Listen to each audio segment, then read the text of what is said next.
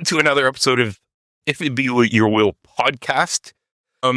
Today I am so happy. Now, when I was growing up, I'm 53 now, so I was growing up right around when the band that we have on Should here, yay, were putting out records, actually tapes and CDs. You youngsters might not understand that, but yeah, we had these things called tapes and CDs, and they would release their records on that.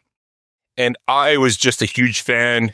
They fell into like my bedhead years, my low years, with, I'd say shoegazy, but there's some dreamy into it as well. It's super atmospheric.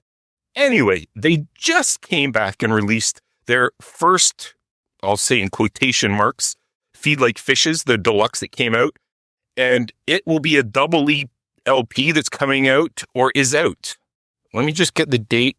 It is out. People have been out since February 13th. So it's on their Bandcamp page as well. So you can go and give it a preview. And I recommend that you do.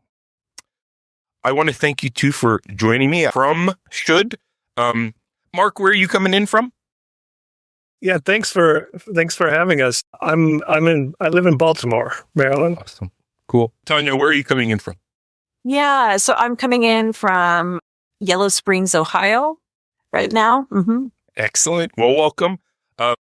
I really like it when I have both members here because we can bounce off of each other. And one of the first questions I always like to kind of get as we start this is where music really started clicking for you guys at your early ages.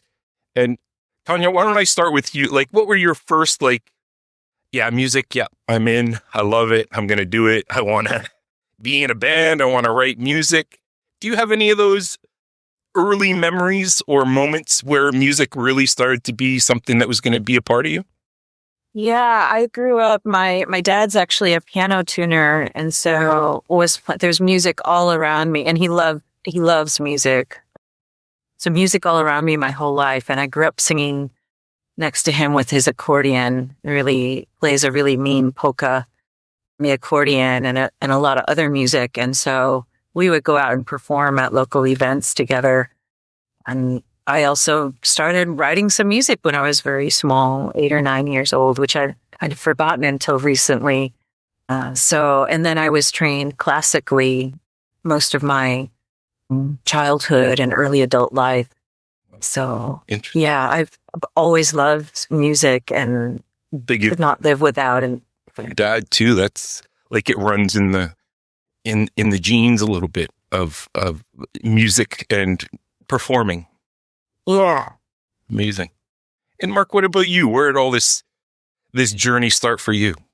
I played saxophone in the band in high school, and I remember I was interested enough to get my parents to I want to take piano lessons when I was in junior high and high school. So I did that for a few years, so a little bit that. And then when I went to college, I had a roommate who was very into music, and he wanted us to let's do music together. Let's record music together. And it never occurred to me that was something. I mean, my brother and I had goofed around with recording on tapes when we were in high school and stuff like that, but it was just goofing around.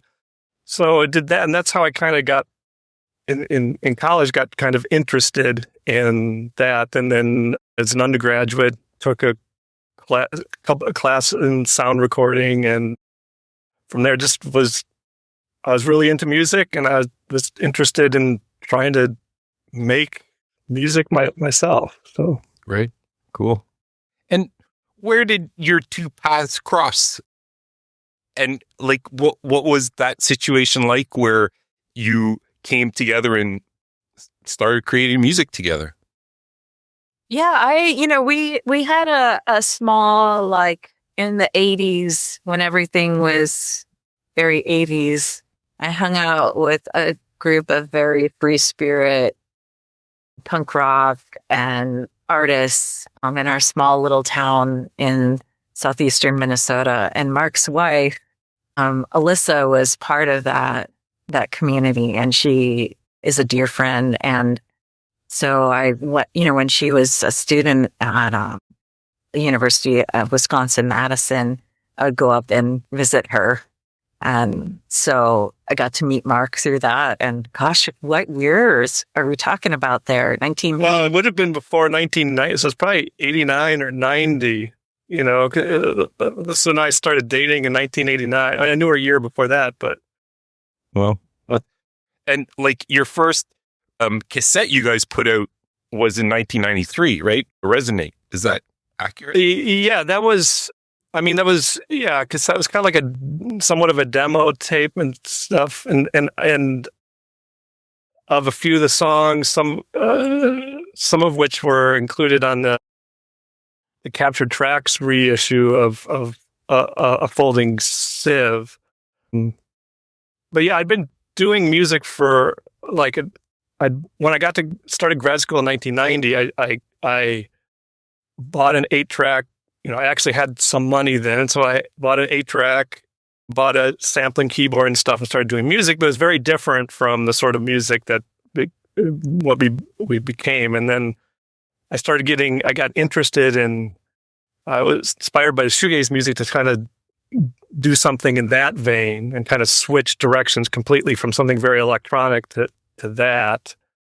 And what were the decision processes that you can recall that, like, how did you start creating the should sound? Like, was it like, yeah, I want to do something more atmospheric, or like, how did you guys kind of come to the sound that would later become should? So I'd been introduced by, and I should say, you know, there's the two of us, but my brother Eric's like on Feed Like Fishes. He's co-wrote a couple songs, and he's on a few songs too. So he had introduced me to shoegaze music because he was a music director. He's younger than me. He was a music director at a college radio station, and I really liked that. But then I heard the album by the Lilies, In the Presence of Nothing by the Lilies, and I could hear how they're fooling around in the studio with the sound and being creative that way. And I was like, well, I like doing that in what I'm doing now. Maybe I could do something like that with guitars, but I don't play guitar. How would I do that? And I thought about sampling. And so I started recording some songs along those lines. My vocal abilities are somewhat limited. And then Tanya was our maid of honor in our wedding in Austin, and that was probably 1992. And then you moved down shortly after that, right? Yeah, no, it was really sunny in Austin, and I was living in Michigan in the winter, and I was like, I'm done. So I moved to Austin like just months after that, going to the wedding. Yeah. And is that when you guys started to connect musically together? Yeah, and I should say, like, Marc is should, like, he really provides the musical vision, the sort of envisions the sound, and like the space where I come in is where there's, you know, some layering that, you know, he's hearing those vocal tracks and in songs that are more lyrical. You know, I did work in helping develop melodies, but, and then harmonies, but really he's been the band, like he's been the core of that band. And I feel grateful I was able to come into that space. But yeah, Austin is really where, you know, we just like hung out a lot. And I think like all three of us just spent a lot of time together. And I think that allowed me to, you know, be able to do something together musically, because I have a lot of stage fright and I have a lot of anxiety about actually performing and, you know, be in front of anyone, whether it's on stage or just in a room. Right. So, I mean, I think after we had a close friendship between the three of us, then I was able to join and offer something. Right. And go ahead, Marc. Go ahead. I was going to say, and I knew that Tanya was a very talented singer, and I always liked male-female vocals together, and so I'd asked her, you know, would you be interested in, you know, recording some vocals on these because mine are quite, especially back then, quite lacking. And we tried it out, and it worked. Right.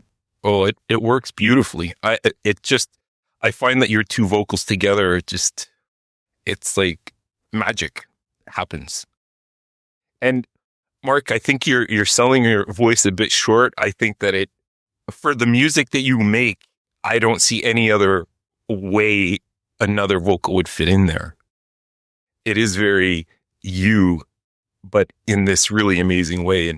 And Tanya, like it does, your presence brings another element to the whole thing. I guess, Tanya, I want to ask you too, when Marc was first showing you or making you listen to some of the things that he was creating, like what were your first reactions to his music? And was it easy for you to find a way into it? Yeah, I was really it was very exciting to hear that music. And, I mean, although I was trained classically and I was from a really rural area, I mean, I was still listening to the Cocteau Twins and Dead Can Dance and This Mortal Coil and, and then all of the other, the Smiths and all of the, major groups in the 80s. And so I love that music. I don't think I ever imagined myself singing and not that shoegaze music has a strong direct lineage to those groups, but I didn't imagine myself singing in those kinds of spaces other than sort of classical or jazz. And so it was really exciting to have the opportunity to find my voice in that space. And so, yeah, was that I forgot but again, I'm sorry, I didn't mean to. No, that's great.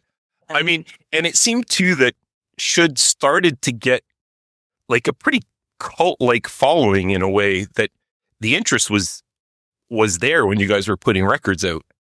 In, when it all started back in the, 1998, onward. Marc, how do you approach writing your music? Because, I mean, I was looking at the Bandcamp page and it's Marc, instruments, vocal, and then Tanya, vocal, right? So the instrumentation is kind of your, what you do with Should. How do you go about creating songs? What's your process as a songwriter? It's changed over the years. When I, 1992, when I started getting into trying to do this, started sampling some guitars and stuff like that because I couldn't play guitar. Then it was all built around samples and looping samples and things like that. And how do you, and then by the time I was going to start, and then we released a folding sieve. And then by the time I was going to do what was going to be our next album, which was going to be our first, folding sieve wasn't a full album. So it's Feel Like Fishes is for a full first album. I decided that, this is too limiting. I've got to bite the bullet and start, buy a guitar actually, and learn how to play something on the guitar and see what I could do. I'm not interested in being a guitar virtuoso. I just want to do simple things. And so try to do that. So then it was all built around little guitar patterns, or sometimes I might start with a bass line or something like that. But then it moved to kind of, so since Feel Like Fishes, we've had two other albums, one in 2011, one in about 2014. I might have the years wrong. The last one I did, I actually mostly wrote on electric piano and then added guitar from that. I was very enamored with the first Youth Lagoon album, which had a lot of electronic piano and stuff like that. And so I started writing from that. It usually just starts from a simple, this little pattern and, okay, well, how do I build from there? And vocals and lyrics are always the last thing that comes. I might have melodies in mind or some ideas in mind, but. Right. And I mean, it has such sonic and atmospheric depth, your releases. How do you achieve those kinds of things, Marc? Is it meticulous when you get to the studio part where you're mixing and like, it seems like there's so many layers and this mounting wall. I don't want to say wall of sound because it's not a wall of sound. It's like this atmospheric sonic cloud that you kind of bring us on. How do you go about achieving those? Like was that hard to do when you first started doing it, or did it come pretty natural because you had that electric sensibility already that you were fiddling? I mean, I had done some early tape, like before I moved to the shoegaze sound, like some early tapes, and that stuff is just, the recording and it's just, it takes a while of doing things and learning and experimenting and stuff like that to finally arrive at something. Like, I don't think until really, a few songs in a folding sieve, but Feed Like Fishes, that I really arrived at achieving something that I really thought sounded great. I mean, I've always been interested in recorded sounds and how things sound, like records. How do they sound? That to me is what the goal should be of musicians, is that recorded thing. You have very much have control over everything. You can make it sound the way you want. Where I understand the appeal of live performance. Like, we reluctantly played live a few times. Remember, Tanya? A few times. I do remember. I do. I say live in quotes because it was just, one time Eric joined us, but the other, that was just the two of us, and there it was all sampled. So most everything was programmed. So it was, and we're both not dynamic performers, right? We're not like extroverted or, like that sort of thing, at least in this setting. I know Tanya's done a lot of jazz singing and stuff like that, right? In Chicago and other places too. So Tanya, you've had a fear of how do you approach dealing with that if still wanting to do music? Like, can you remove the performance from being a musician? Yeah, that's a good question. I started playing and writing a lot in the last year. And playing and writing music that I really want to hear.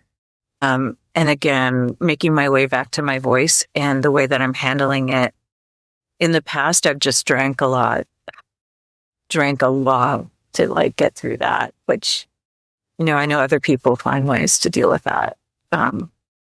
So I don't do that anymore, but what I'm finding is exposure therapy. So it's kind of like going out there and doing it again and again and again. And luckily, I mean, I love local music. I'm like just so thankful for like local music because people are so incredibly supportive. And so, yeah, and I'm in a small group with 3 other people, and they've also really helped with confidence. And so, yeah. Yeah.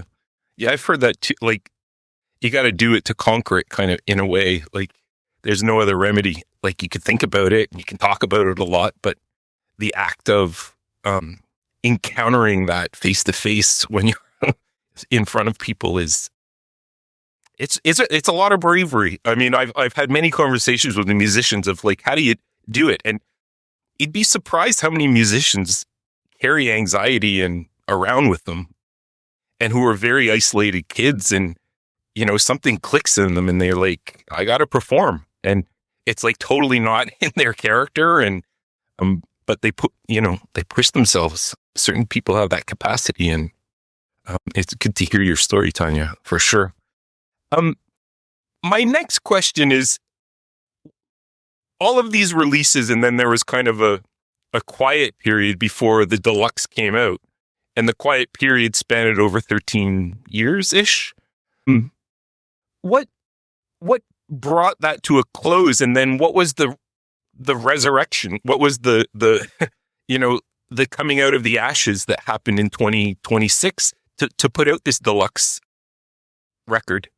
Marc, you want to fill in a few of those gaps? Like, was it just like you guys were too far apart and it was just like it wasn't possible physically anymore, or like what what was the nucleus, and then what was the resurgence? Well, so I mean, there was kind of two periods of drought. So 1998, Feed Like Fishes came out, and that was the same year my first daughter was born. And in 2000, I started my career as an assistant professor at Johns Hopkins University. So I was very busy with life and career and other things for a while. But then eventually, as my daughters got older, I started doing music again. So then, I should say, one of your earlier questions was about how you compose or things like that. What had changed from 1998 till, whatever it may, 2008, or when I started writing some new songs, is I no longer was recording on 8-track reel-to-reel where you had to get everything right and, single take and things like that. Then you were limited and, you just had 8 tracks. And now I use the program Logic, and that just opened a world of possibilities and started be able to write in a different way. So very quickly I had one album, and then we did another album, but we were still, it's not since 1995 that Tanya and I that's when we both lived in Austin. But since then we've been, various places, but not in the same state. All right. So like with Feed Like Fishes, I drove the 8-track recorder to Michigan where she was, and we recorded that. And she came one time and recorded some vocals. So then the last album was 2014. So I guess the question is,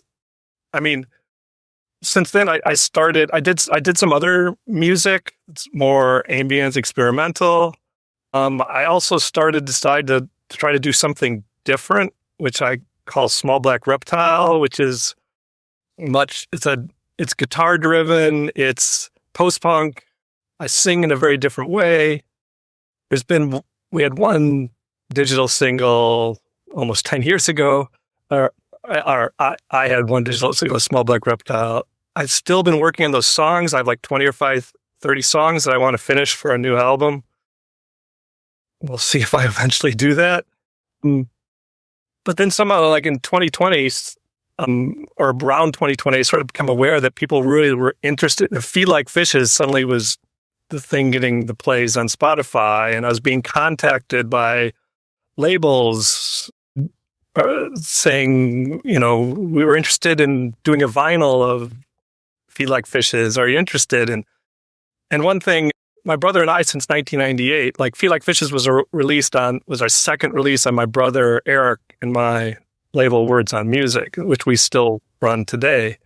So we had planned to maybe we'll do a vinyl reissue of Feed Like Fishes because it was out of print.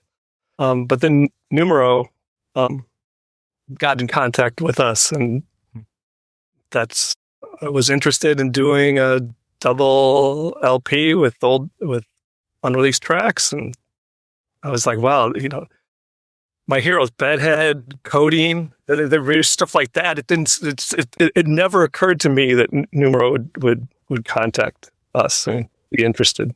Well, it fits perfectly. 21 songs too, guys. It's an epic LP. Tanya, how did you guys come about putting this together? Can you give us a little bit of a backstory on just how, so a label reached out to you guys, but how did you guys actually put this whole release together and get it ready? That is more of a Marc question, I have to say. Marc has been involved in the release, and I've just been along for the ride, which has been fantastic. So, yeah. Did you have to re-record things for it, or was it all old tape? No, these were all the songs I had. All these were on, except one song. I only had a cassette version, but these were mixes I had transferred to DAT. So we didn't go back to the original 8-track because I often did effects and different things from the 8-track to the final mix, and it would be hard to recreate that. So we went to the DAT, which is a digital tape recording. We went to those. We had those for most all these songs that were recorded around or at that same time, like before, during the mid time for Feed Like Fishes, or immediately right after that. And there was only one that was on. I only had a version on cassette, but I don't think it's too noticeable. That's And what were the songs that? So you have, the complete redo of Feed Like Fishes, the songs that are the 10 extra songs that appear. So you're saying those are just were either singles or on other records that you would put out, or I should say tapes or CDs that you had put out previously? Yeah, some of them most of them were essentially Feel Like Fish's outtakes, were songs that we didn't. There was one was an 18th Die cover that 18th Die had back in the late 90s. They had I don't know how I think I was on their mailing list or whatever, and they said, "Oh, we're going to do a leftovers album of songs that, we're interested in bands' covers of our songs." And so I recorded a song for that, and it got included. But these are basically Feed Like Fish's outtakes, or songs that I didn't include for one reason or another. Right. Well, it flows all so beautifully. It sounds like a 21 song. Like it really like revives these old sonic feelings of a past, but they fit so beautifully into 2026 as well. Well, the extra album, the second album, those are just chronologically, actually. So I decide like what's going to be the order, and I had a hard time. I thought, well, Numero is an archive label. It's like seems do it chronologically. People are I'm always interested as like when albums, how they were, what order songs were recorded and how things were recorded and stuff like that. So I thought, let's just put them in chronological order and see if it works. And I thought, well, it sounds pretty good that way. So cool. And Tanya, what's it like listening back to this now? Like, it's been such a journey. You have this 21 song record that dropped in February. How are you feeling about it? What emotions come to you when you look at that record or listen back to those songs in 2026? Yeah, I love it. I love listening to our albums because, it's really exciting to listen to them and then imagine. I work with a lot of like young people in like their early 20s, and like think about like listening to those songs through their ears and thinking about them in that way is like super meaningful. I didn't think people would listen to this music again. Like I just thought, well, this is this really cool niche thing that I got to do, and I know, and I loved it at the time, and I still love it. But yeah, knowing that there's folks out there who are really appreciating the sound and the work has been super, super fun. And then also like realizing that I've taken a lot of that forward. Like the harmonies, the layering of the harmonies is something I'm really realizing that I have a gift for. And so they're hearing some of those harmonies and layerings that we did with the melodies, and then hearing them come into new iterations of what I'm doing has been really exciting too. So yeah, I'm really, really honored that like the young kids are listening to this and like, and then using it. Cause the other day I was at a show, and I was at an event, and it was like 18-year-olds or 15. They were so young, and they were playing shoegaze.